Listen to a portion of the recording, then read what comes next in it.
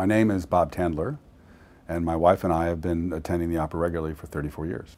I had never attended an opera until my wife took me to my first opera. I was a symphony musician, and I'd never been to an opera in my entire life.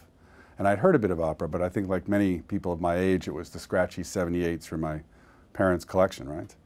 So my wife took me to see Nabucco, my very first opera. I think that was 1980, and it was astonishing. It was transformative. Favorite singers is a tough question in opera because you have experiences that are just so memorable. For example, when the lead tenor for the opening night of Otello got sick, and Gordon Getty flew Domingo in to do the role, which he sang in a sling till 3 in the morning. I mean, he will be my favorite male singer forever. I really enjoy the San Francisco Opera in great part because it seems to me to be so entirely approachable. The size and scope of the house and the stage gives me an experience that I feel like I'm directly connected to the performance.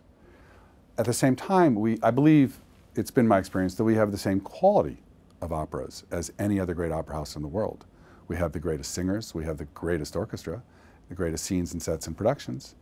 And so when you put it all together, you've got this opera that is as good or better than almost every other opera in the world. My wife and I support the opera because we derive a great deal of pleasure from the opera, and we understand that the costs of running an opera of this quality and caliber on this world stage goes far beyond the price of subscription or individual tickets.